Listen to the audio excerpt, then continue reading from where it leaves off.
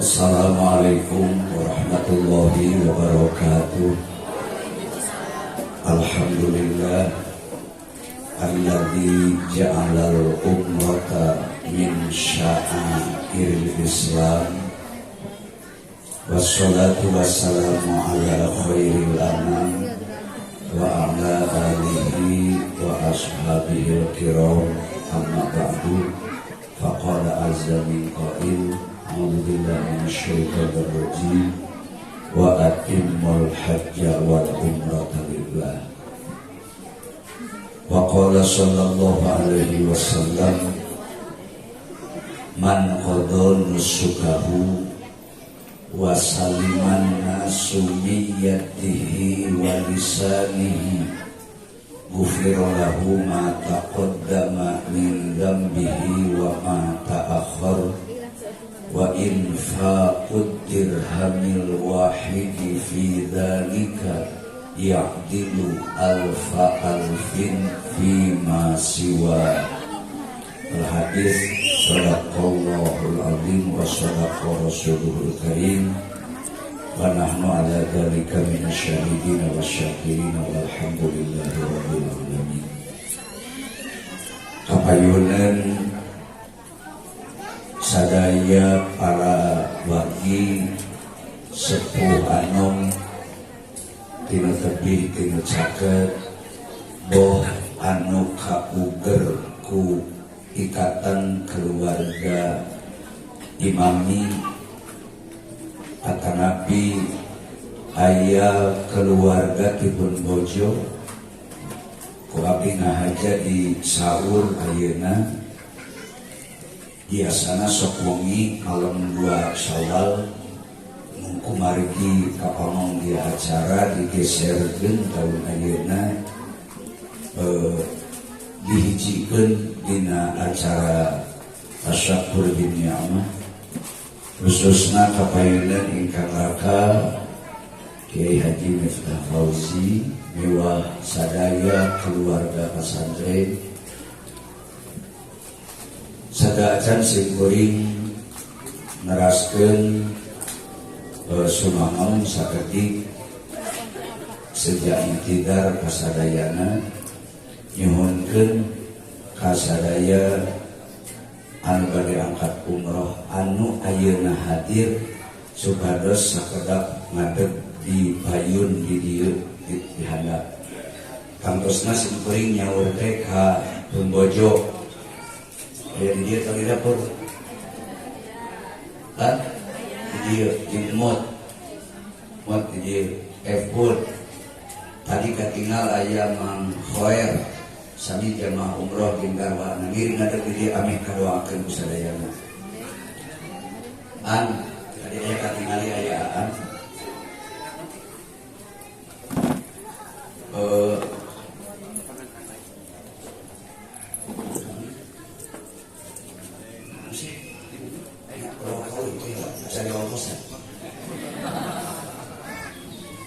mana Mang Ruman ayat senawa ceusro sadai pokokna nu bade umroh ejing anu ayeuna aya aya di payun buat mana ikut mana deui sanes aya di sini tadi wis insyaallah hadir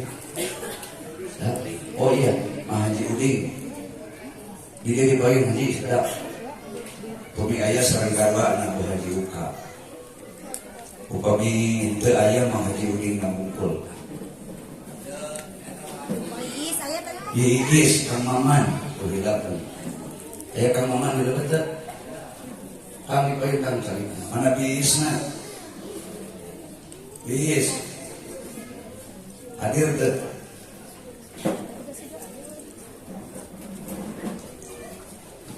Haji Udin payun di Kang Maman ada kursi kosong dia kan Haji Ismail kan oh sadai Mang mana Mang Khoer mungkin ya mungkin itu ya di masjid Di dia mah anak korsiman.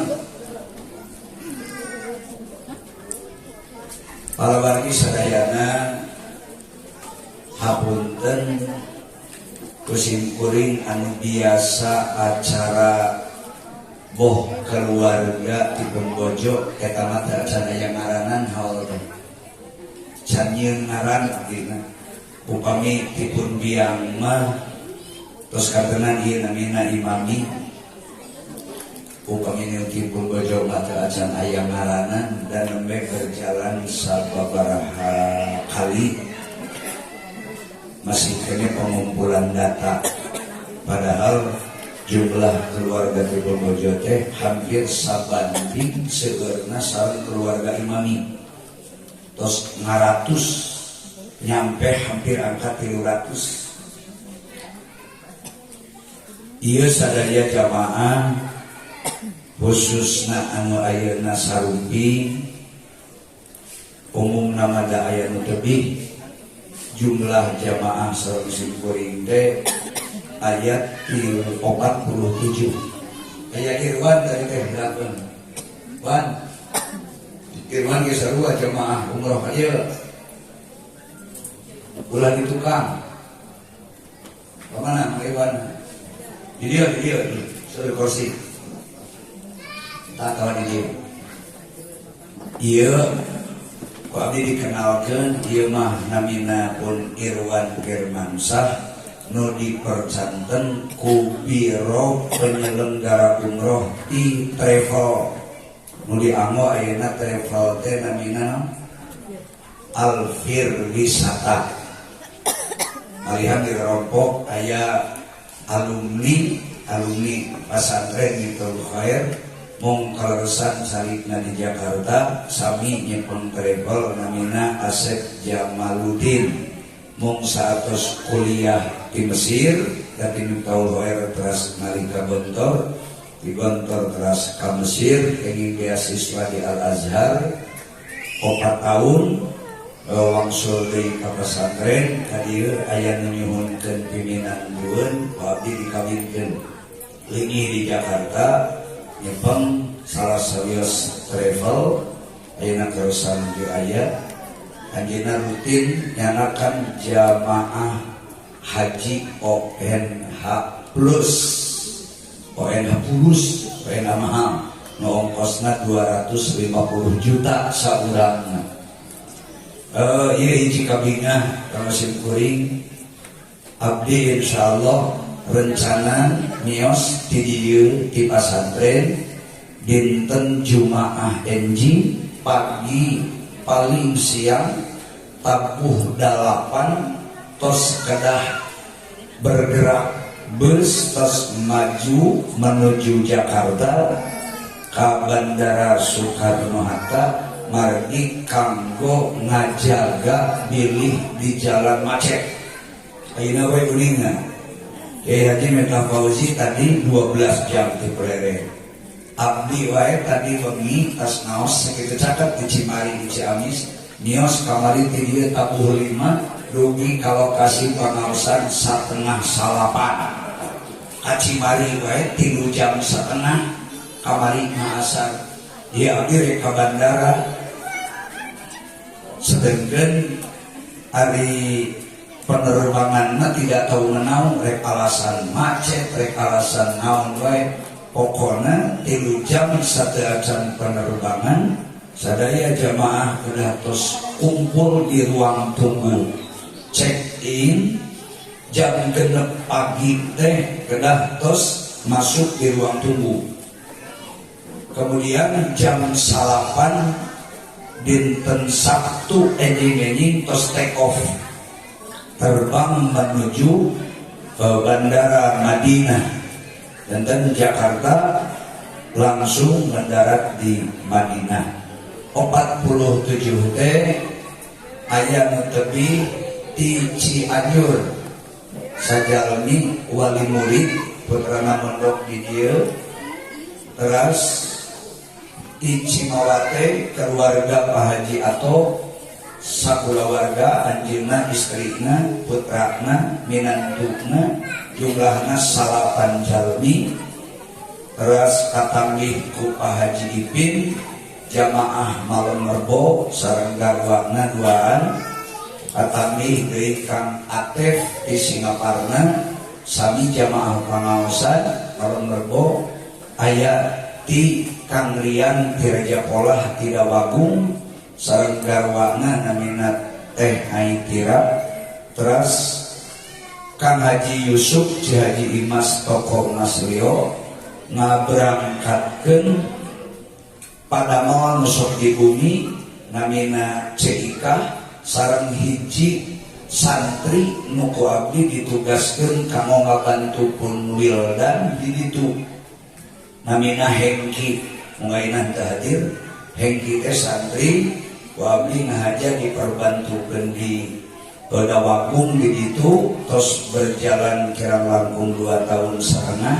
Ayeuna diumrohkeun ku Haji Imas ku Haji Yusuf duaan hiji istri nesok kamal di bumi kahiji santri nesok ngabantos kebutuhan di masjid di ditu.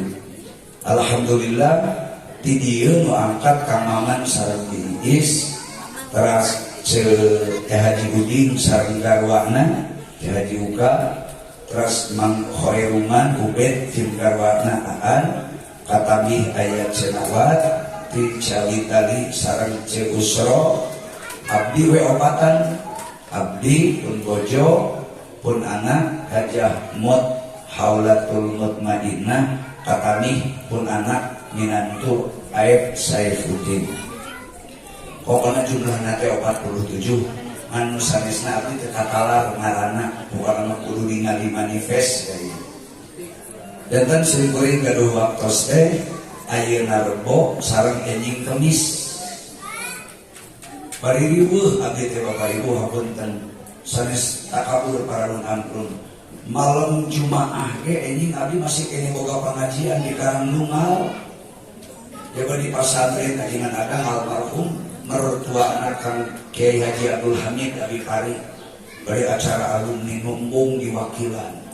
Coba jauh di Karangnungal biasanya dibalikkan ke itu jam 2:30 hari isuk jam 7 Jumaah kudu singkil gara abi awak hangan hiji kudu ngabagi-bagi waktu nu sakir riweuhna bukituna hapunten kabaraya ka tetangga sadayana kapal sepuh anu disebatan tadi sejak iktidar sareng sejawada wadah teh pamitan sunat di mana bade nyaba tebih komo khususna bade angkat ibadah umroh atanapi bade ibadah haji henteu sae lamun rek berangkat henteu wada heula teu muwada'ah teu pamitan acan.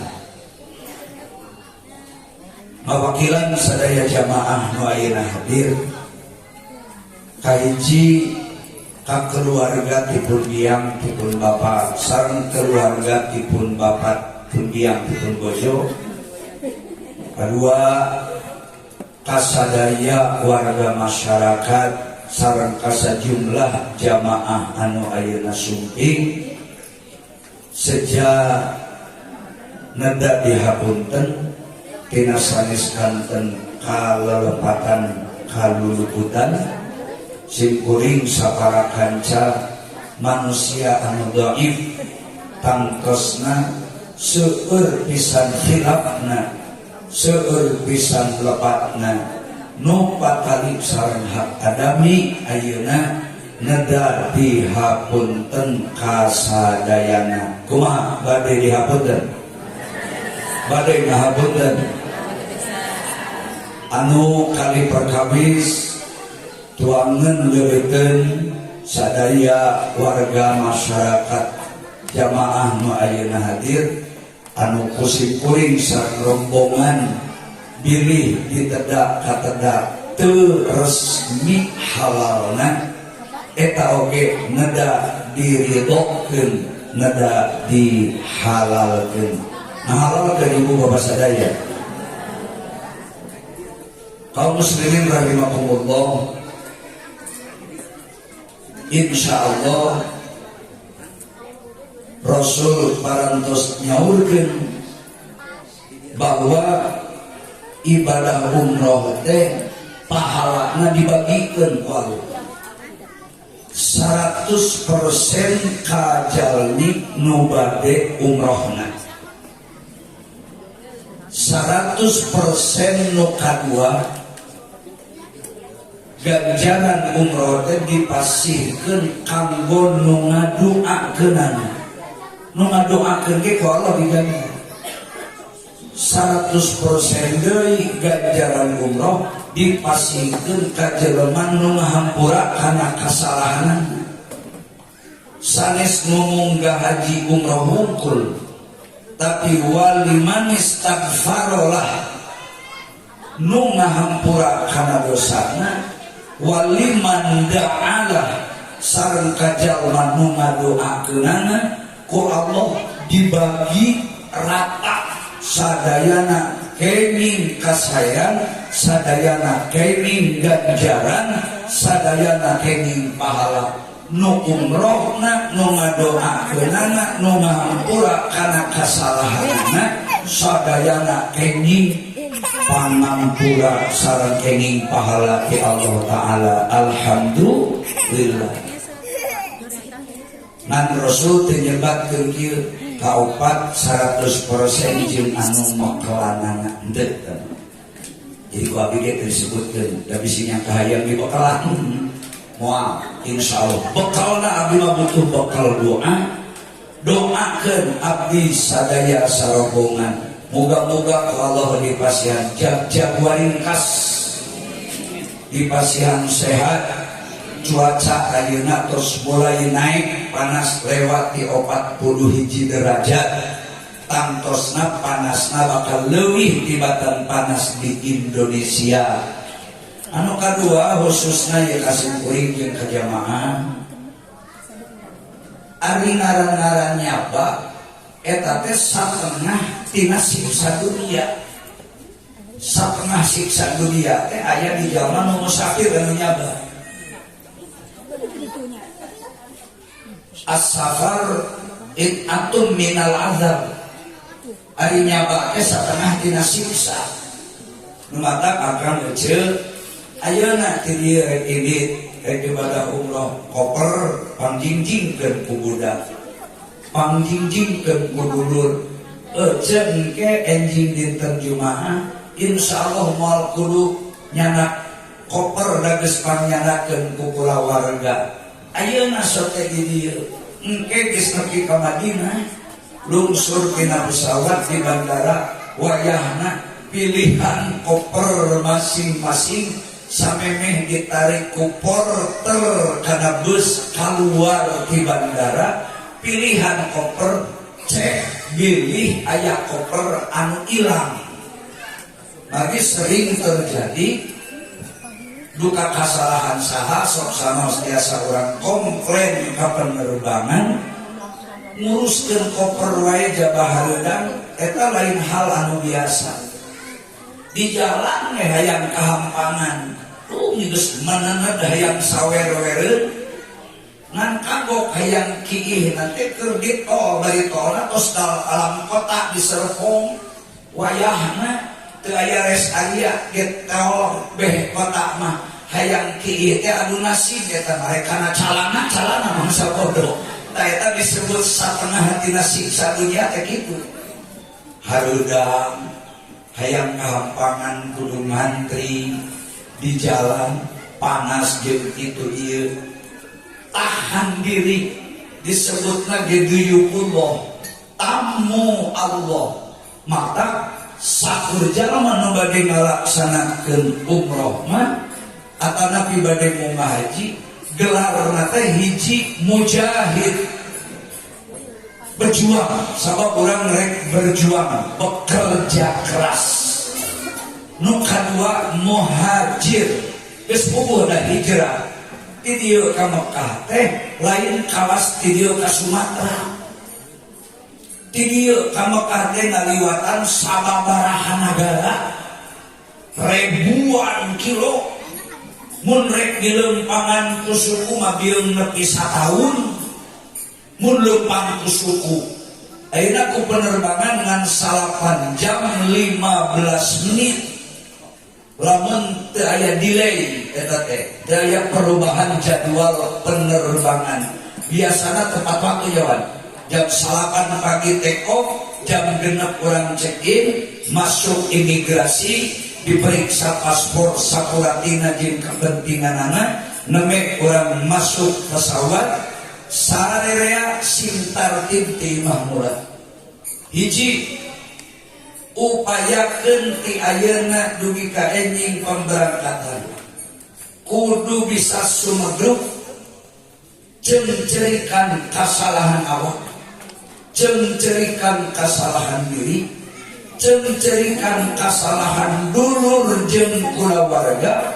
terutama pangceng cerikankeun bisi inung bapak urang boh aya keneh komotos naon aya urusan sareng Allah ladang kasalahan keur hirupna taubatan nasuha mah hukumna wajib dilakukeun samemeh berangkat umroh kudu taubatan nasuha nu kadua pasunatan memeh berangkat umroh kudu nyieun kajembaran kadulur terutama di jero keluarga hartina kudu ngabungahkeun kulawarga kunaon bae akan baca rek ibadah umroh usahakeun kulawarga sing bungahan kunaon we bungaheunna rek mabagi tuangan rek mabagi deudeuteun nu matak batur bunga nu katilu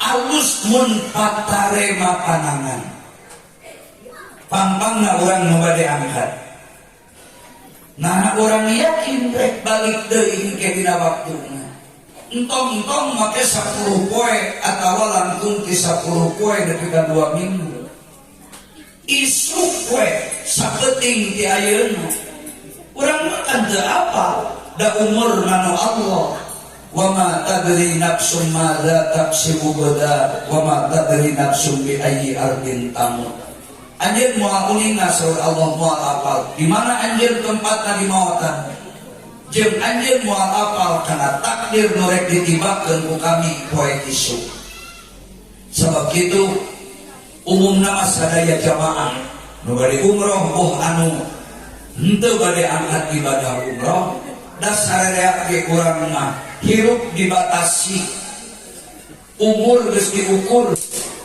napas ku Allah geus dialas tong ngalaweun sanghareukeun hate ka Allah sing bener manfaat ibadah umroh teh gede nama nyieun bekal keur pibekaleun madeg mayun ka Allah taala sadaya amal ibadah nu pasti keur bawaeun bekal madeg ka Allah taala kanu bade diangkat ibadah umroh ulah nyieun pihanjakaleun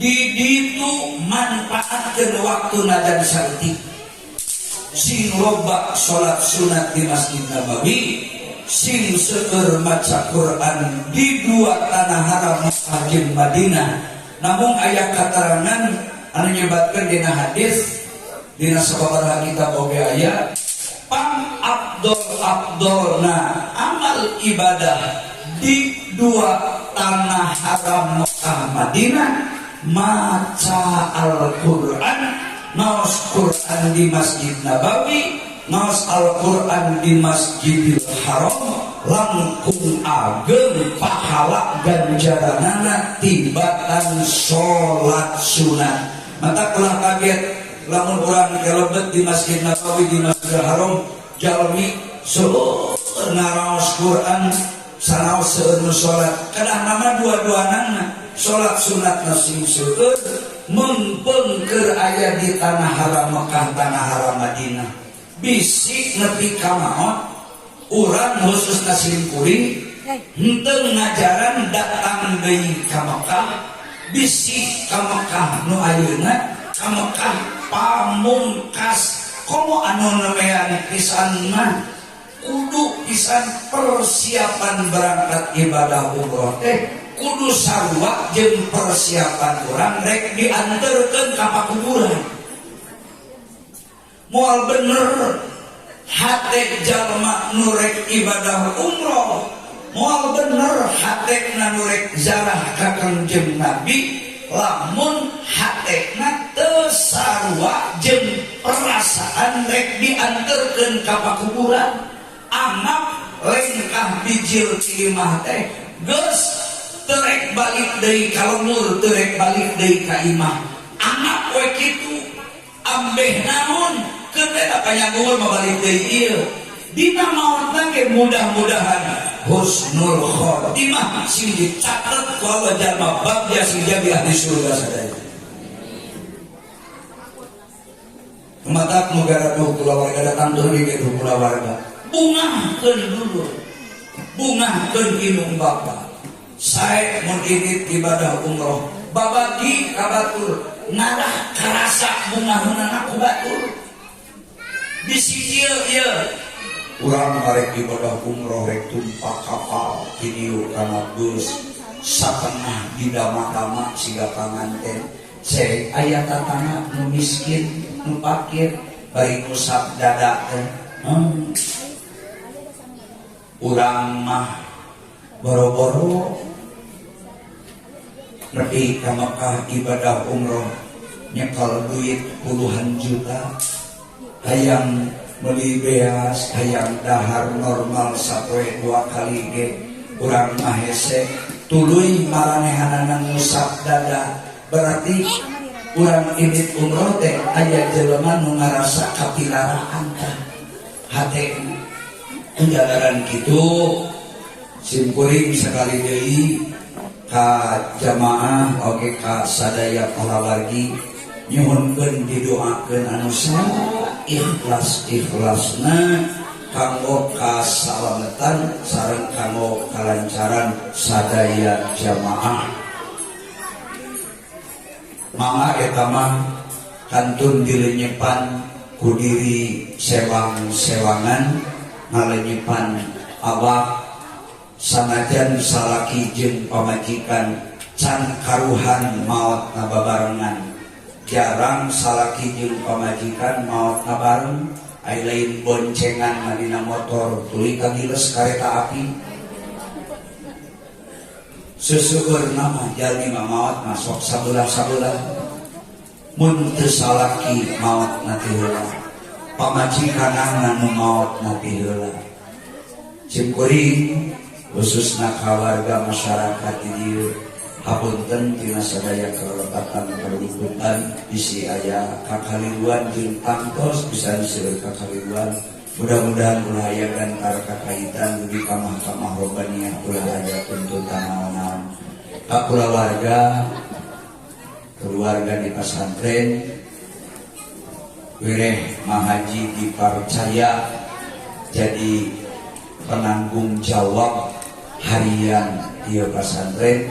Sabot mahaji ke ibadah umroh nitik beratkeun kadulur kabeh tinu panggede nanti kanu panggedina pesantren santri jamaah pengajian mingonan sok komo mun mahaji ku Allah di maotan ini umroh teu balik deui umpamana mun tuluy nepi ka maot ieu mah jadi wasiat ngan lamun panjang umur balik deui ngaranna amanat.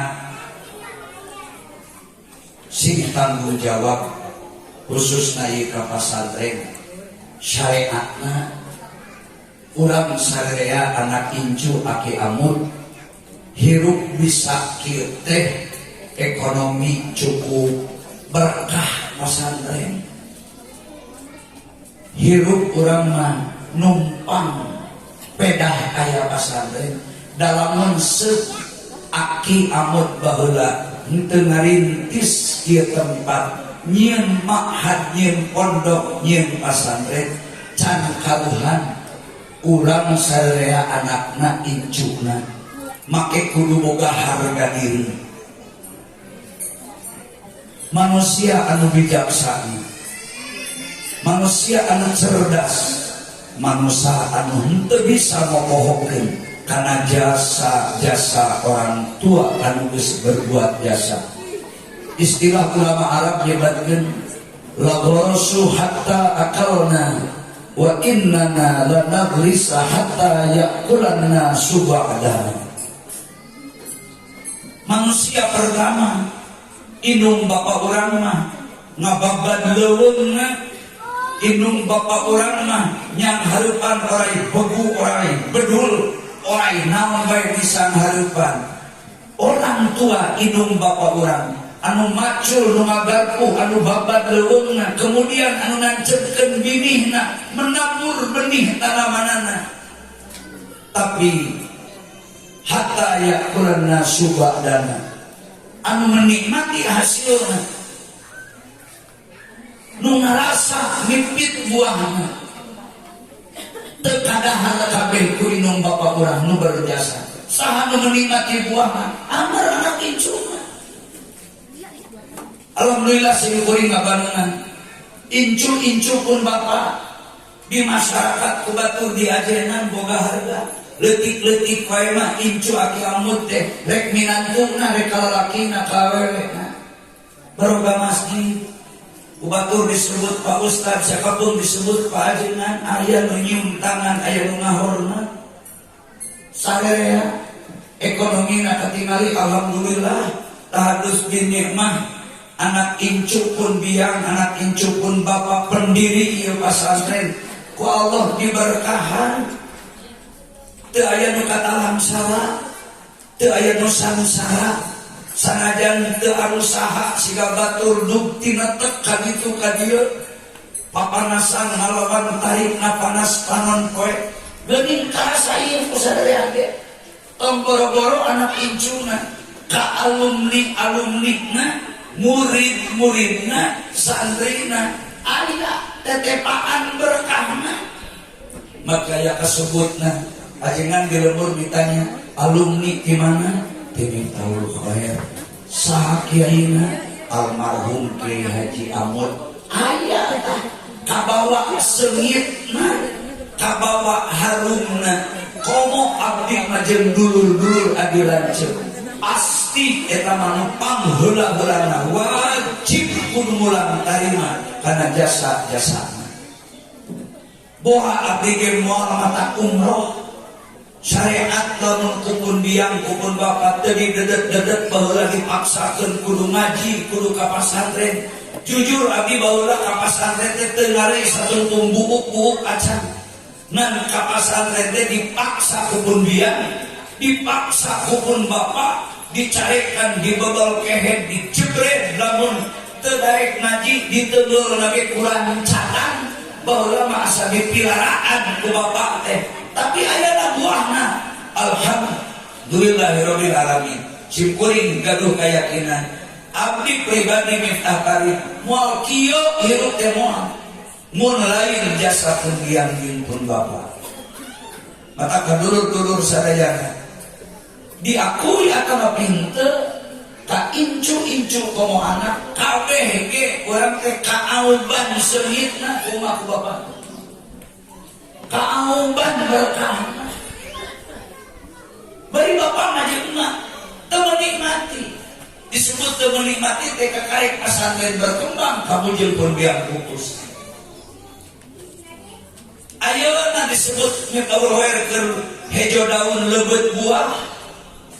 Ayeuna sanggeus pun bapak pun biang ngantunkeun. Tapi abdi mah meyakini abdi mah teu boga jasa saeutik ge di pasantren teh. Kabeh jasa pun biang. Kabeh jasa pun bapak. Sadayana urang teh lahir ka dunya teh boga inung. Minimal eceu masih urang boga inung bapak teu jadi ajengan. Masih urang boga inung bapak teu jadi kiai. Moal gumelar urang di dunia cadu ceuk syariat mun eueuh inung nu ngakanuhur. Maka jadi anak jadi jelema mun bisa 5 waktu tiap ka salat, mun teu bisa sakali sampai saeuting singingan. Urang pernah ngaheulina Indung urang patuangan emak urang 8 bulan wilan. Urang sarerea pernah. Mereka mana kan? Bang Yud nah. Datang jajan atas karempok. Sidulis. Mereka zaman kabuni mah, kan nih kabuni kan? Mereka zaman dia mana? Itu pun lanjut. Bapak nate lanjut napun dia mukang cikalna. Diantawis keluarga bus pangkolotna adina pensiunan kepala sekolah SMA di Ciamis. Ayeuna mah geus dibantu we kitu parigus kirang daun. Minimal abdi ngajak ka sarerea. Sehingga mengingat yen urang teh teu ujug-ujug memeh god gede kolot kieu ge orok beureum heula. 8 bulan urang ngaheurinan beuteung ibu. Basa emak urang rek ngalahirkeun urang, arohanana emak teh nyawa. Sanggup mawat sanggup hirup demi urang nu jadi anakna. 2 tahun urang nyadap cisusu hidup, urang penting nu teu puguh waktu. Remen urang mebeskeun jempling ngabuting. Komo indung jelema samsara bubur humore bubur gacong ti urang ngalawan panas tanan poe keur naon eta teh neangan sahuakeun bisi anak teu dahar bisi anak teu make ngagadeukeun awak indung urang ditiup-tiup dineleng nengkung najan hujan gebrek ngok badak ditambah jeung angin bari gelap dordar. Urang keur budak gering ripuh ku indung disasangke diraramai diais indung mah baras awak hujanan teu masalah. Urang mah dibunian dibungkus dikalemo diciuman keur emak tibra sare istirahat reureuh dina kacapean. Budak urang buktina moceak dengek tengah buting ku indung mah dirauh di bangku. Leungit rasa dulu demi anak. Aya budak anu dibawa bubur humore ka kebon. Da maklum indung jelema leutik teu beunghar kabeh. Dang-dang emak nyieun ayunan datang ka kopi. Sakalian budak mah dibunian make tiung bisi dicocorogi. Kawas nanti endog beubeuleuhna kana indung ka urang teh. Mata ayeuna boga indung geus rempo, nu boga bapak geus rempo. Ulah eta jalan di surga leunana can puguh urang ku ibadah umroh. Ku Allah jadi sabab dimautan husnul khatimah.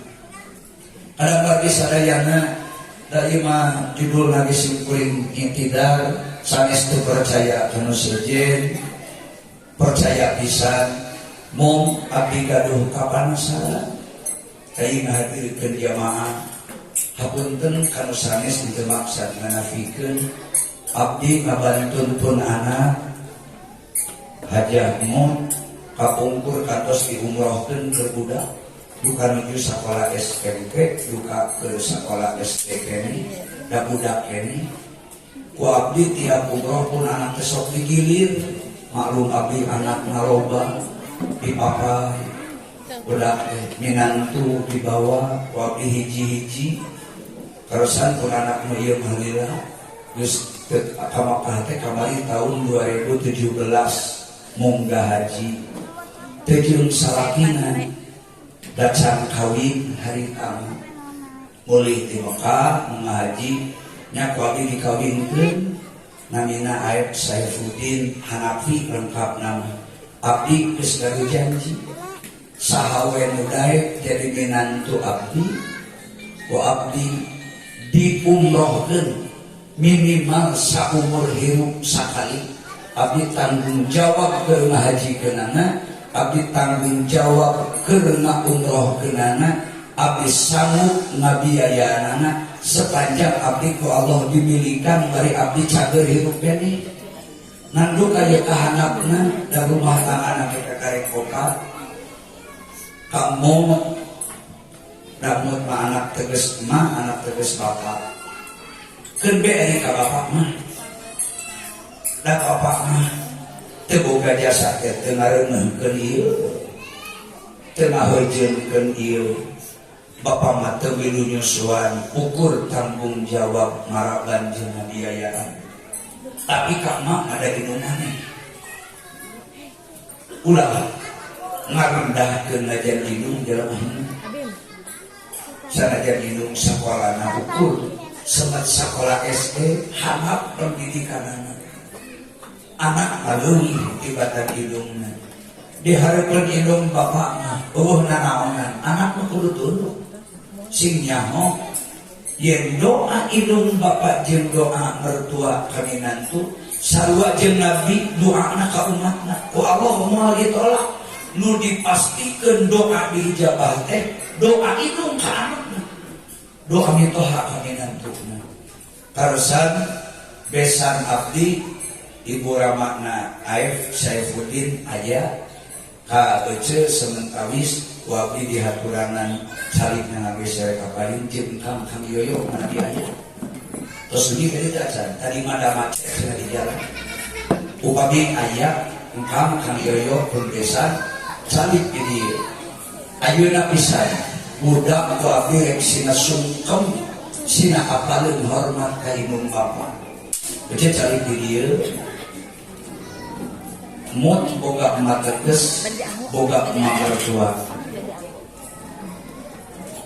ka bapak mah masih terhormat itu masalah bapak marido ieu jeung mahampura tapi ka indung itu mengpun keraya kudu ngumahkeun engkam carina diri kaya karena itu saja hapunten ka kabeh sanesna dinakeun can bebeja abdi kabeh santai kakak ayeuna we bebeja ti memehna budak engkang budak kecil ku abdi diudaina malin budak kecil unggul budak kecil budak abdi da abdi ge teu beda-beda ka anak jeung minantu mun rek dibeda-beda mah ku abdi moal ge dibawa moal diongkosan matak dibawa ka Mekah ge ku abdi ciri abdi teh nya ka anak akang ka anak kecil teh sarua da abdi mihapekeun budak abdi mihapekeun pamajikanana omat ka AF turun tina kursi cium panangan indung cium panangan bapak jeung emak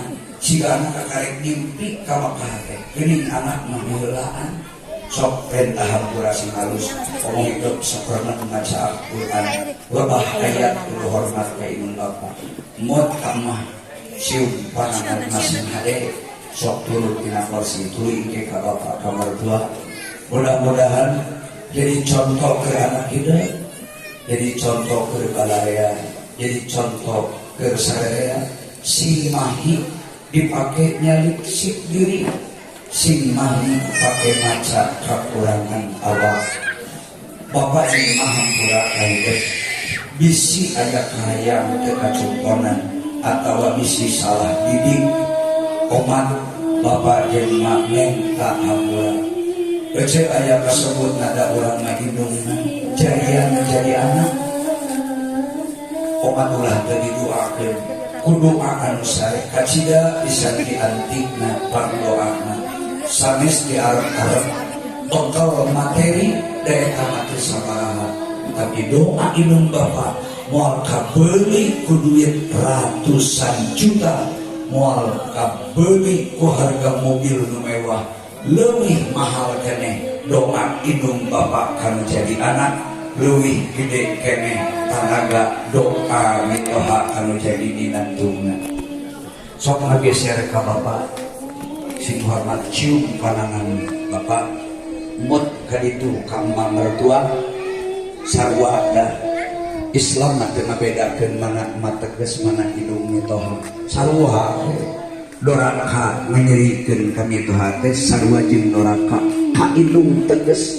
cilaka ngaran apa teu hormat kami jadi indung bapak kalawargi sadayana ayeuna mah geus kasebut makhluk langka anak anu ngahormat ka indung bapak teh mudah-mudahan sugan ku diasongkeun dideheuskeun ka Ka'bah diziarahkeun ka Kangjeng Nabi dideheuskeun ka tanah suci Mekah nambih-nambih dewasa hatena nambih-nambih barokah ilmuna, mudah-mudahan sing greg pageuh rumah tanggana, sing soleh turunanana, amin ya mujibas sailin. Sok aya nama kama mitoha aya dipayun kama mertua sarua we di kawasan itu sorangan bisi ku bapak ku emak sok ditutuh dititah komo lamun bapak wani nyarekan lain nyewa lain keheul paralun tapi bahkan tanggung jawab da sarua komo repun macicing di dieu meureun mun aya kalapatan ku bapak teu diarahkeun jeung kumat teh bakal neumeuleuhkeun teh emak jeung bapak ti Ciamis. Sebab itu bisi bapak jeung emak kaleulewihi hampura bisi aya bahasa nu mata teu ngareunah kana pikir hampura. Mudah-mudahan sakecelak cipanon anak jeung induk nu keur silih hampura bari minta doa disarengan lungsur narido sareng pangampura Allah Subhanahu wa taala. Amin amin ya rabbal alamin. Sok mot cari deui hayang jadi deui.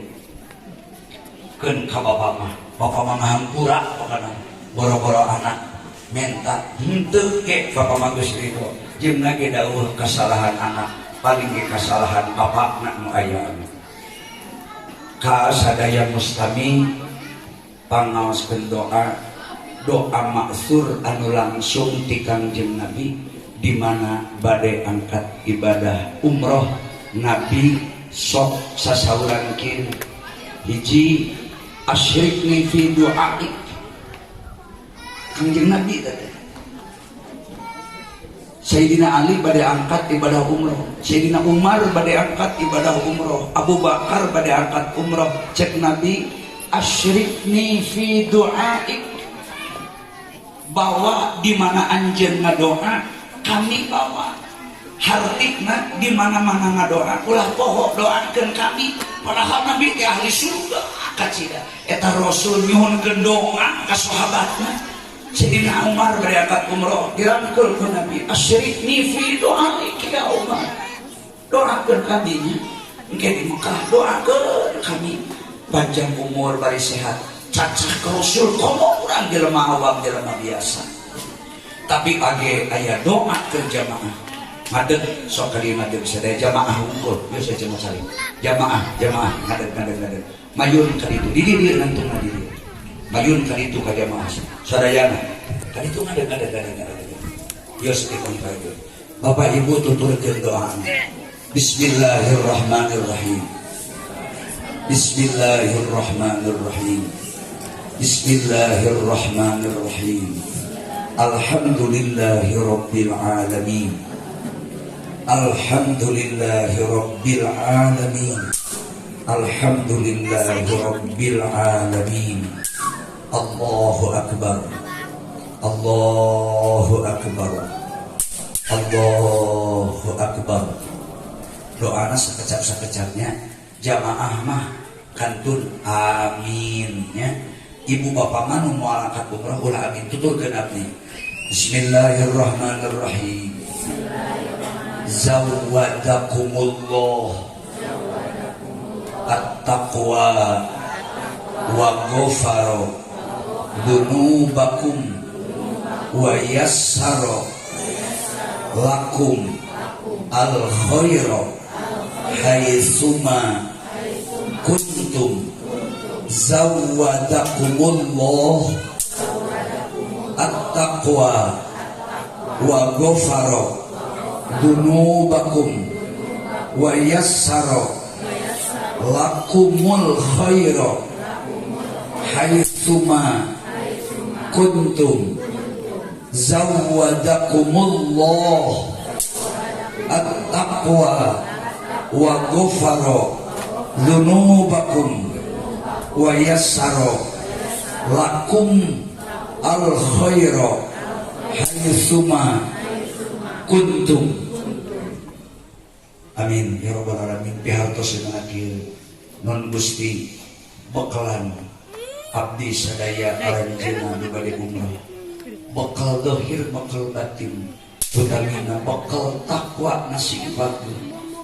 Ya Allah hapunten dosa aran jenengan.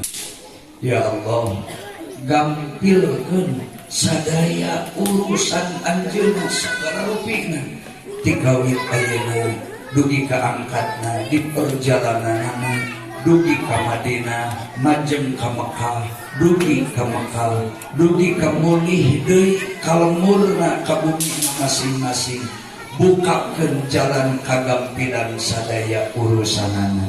Saur Rasul nu ngadoakeun ka tatamu Allah nu bade ibadah umroh sadayana dipasihan ganjaran sagede ganjaran ibadah umroh nu ngahampura kana dosana dosa akadami nu bade angkat ibadah umroh dipasihan ganjaran sami jeung ganjaran jalmi nu ibadah umroh. Hatur nuhun sing kuring parantos didoakeun sadayana sareng parantos dihampura diridhokeun dihalalkeun tina doang leueut mugi-mugi sadayana dijaga diraksa ku Allah taala. Sok saling deui pamungkas dina dinten Jumat tabuh 7 enjing-enjing kanu imukan urang dieu komo ka kulawarga jajabkeun di bumina panganturkeun ka dieu jangke pelepasanana di masjid di dieu salat sunat safarna ek di bumi mangga bade di dieu di masjid mangga sunat di mana rek umroh malah sepuluh rek nyabat lebih salat sunat safar heula 2 rakaat usolli sunatas safari rakaataini lillahi ta'ala Allahu akbar tanpa diberjamaah ngaos doa iftitah ngaos Fatihah rakaat kahiji ngaos surahna qul ya ayyuhal kafirun sakali rakaat kedua ngaos surahna qul huwallahu ahad sakali qul ya qul hu rakaat kahiji mah qul ya rakaat kedua mah qul hu nembe rapih salam madhep ka kiblat baca ayat kursi 3 wangsulan sareng baca ayat innalladzi faradha 'alaikal qur'ana laradduka ila ma'ad saur dina asroril Qur'an sahajalma nu rek ibadah umrah berangkat ka Mekah nalika rek initna salat safar 2 rakaat maca ayat kursi 3 wangsulan jeung maca ayat innalladzi faradha 'alaikal qur'ana laradduka ila ma'ad ku Allah moal di maotan di panyabaan moal di maotan di perjalanan sanajan ponok umurna ku Allah rek ditangguhkeun engke mun maot ge geus nepi ka imahna di jalan di panyabaan ku Allah ditahan moal waka di maotan sajaba dibaca tulis ieu ka jamaah disiapkeun kesempatan deui tulis masing-masing innalladzi faradha 'alaikal qur'ana laradduka ila ma'ad leutik ke kertas sing teh kieu weh nyieuna 2 hiji jamaah 2 tulisan hiji simpen di kamar atawa dina lomari tulisan eta teh hiji simpen dina kantong paspor atanapi dina tas teng-tengan atanapi dina wadah naon wae nu hiji bawaeun ka Mekah nu hiji teuneun di imah insyaallah panjang umur insyaallah moal maot di perjalanan ku barokahna Al-Qur'an ayat eta engke dina rek maot nage didagokeun heula nepi ka imahna rupina itidar sasadu disimkuring ngawakilan hiji sadaya jamaah musafir kedua abdi pribadi salaku sahibul bait neda agung sih tawakuf karena segala kalebatan sareng kakirangan henteu bade disuguhan kuno sae aya subuh matuh bisa diogikeun di madrasah mung kitu ayatna sa aya bae hapunten anu kasuhun cak datos ning lohor sudah ngaca Hapunten di kaparatasan. Hadanallahu wa iyyakum ajmain. Wassalamualaikum warahmatullahi wabarakatuh. Tamahanana tatangna anu salse dinten Jumaah pangnyaksiankeun jamaah waktu berangkat. Nu caraket din tatangga ieu nu jalan jamaah umroh anterkeun ti bumi pangjajabkeun minimal anterkeun dugi ka dieu ka pasantren. Cekap sekali deui. Wassalamualaikum warahmatullahi wabarakatuh.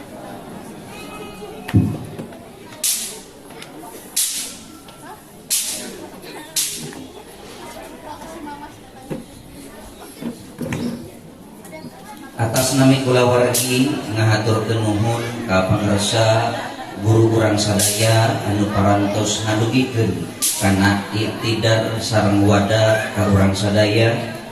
Doakeun ku urang sadaya mudah-mudahan anjeunana kali sadaya rombongan disalametkeun ku Allah Ta'ala sehingga tiasa mulih deui kalemah cai kalayan kempel sareng urang sadaya bari nyandak barokah Ka'bah, barokah Mekah, walatra ka urang sadayana. Amin ya rabbal alamin. Hadirin ikhwan hisami rahimakumullah. Acara ikhwan imami rahimakumullah punten atuh. Acara terakhir musofahah namung sateacana simkuring salaku panitia alhamdulillah nampi sodakoh hiji ti Mas Andri Cilangkap. Mangga ka Mas Andri dihaturanan ngadeg sapalih kula wargi hoyong uningan anjeunana maparin sakarung sandal anu insyaallah bade dipaparinkeun anjeunana sejak ngadamel kasayan ka sapalih kula wargi imami. Nomor kedua simkuring panitia nampi 2 kodi sarung di pangersa Al Mukarrom pimpinan umum Pondok Pesantren Miftahul Khair. Asmana panitia ngahaturkeun rebu nuhun laksa ketika pingahan kairing doa jazakumullahu ahsanal jaza bi khairikum.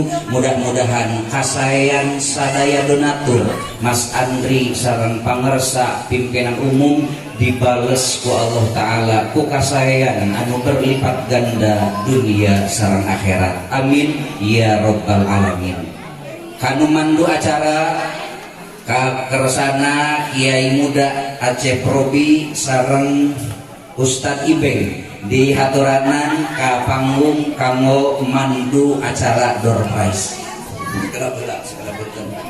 Insyaallah ku kami panjang umur engke abdi bada haji mulih mau ngahaji tahun ieu aya pemberangkatan dari umroh sasi Sopar sasi Mulud dugi ka bulan Rawah aya tiap bulan pemberangkatan umroh. Pilih aya nu minat bade angkat ibadah umroh abdi insyaallah sasi payun berangkat deui. Mudah-mudahan ongkosna turun nya kan urang mah teh ieu.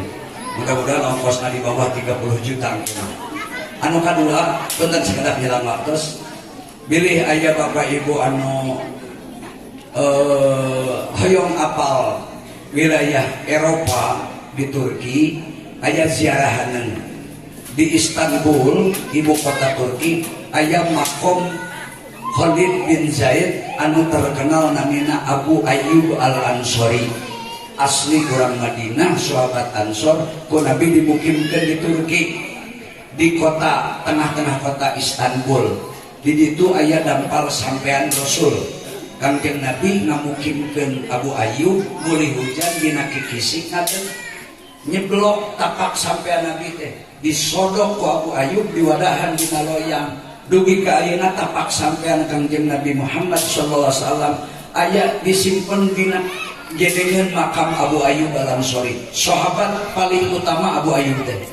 Panitia nu nyambut kedatangan Nabi hijrah di Mekah ke Madinah Abu Ayyub mungku Rasul dimukimkeun di Istanbul di pupusna aya rambut Nabi di ditu upami minggu ieu bulan ieu ongkos ka Turki mung 14,5 juta sampai ke Eropa sabelah kata da Turki mah dibelah ku Laut Marmara sabelah ke Asia sabelah ke Eropa. Insyaallah abdi ke dina lolongkan umroh nya dina lolongkan umroh upami sateacan berangkat umroh minimal ya minimal abdi rek berangkat ka Turki zarah ka sahabat zarah ka aulia di Turki ongkosna pedah murah 14,5 juta henteu janji henteu ya henteu lamun lain janji lain nadar bisa jadi hutang lamun abdi boga duit umur panjang anak abdi bawa kabeh ka Turki 10 orang berarti 145 juta tinggal nabung we nah, insya Allah lamun henteu nadar henteu geus ieu mah teu kasih nadar jadi hutang mun panjang umur ieu mah he abdi boga duit memeh lolongkrang berangkat ibadah umroh bisik budak anak incu teu apaleun Abu Ayyub Al-Ansori teu apal sampean Nabi ningali rambut asli kanjeng Nabi aya di Turki insyaallah ongkos mirah katun tapi teu umroh eta langsung Jakarta Turki jarah ka sahabat hitung-hitung ka Suramadu sabeuseun ngan soranganeun sok door fresh tapi door fresh teh eka pulau kabungkul ari batur nu teu daftar dilempar we ka batur masa nununan anggur dibandingkeun kana socak hapunten bisi musofaha abdi teh aya tamu di Lombok abdi bade mayunan kamu hapunten ka sadaya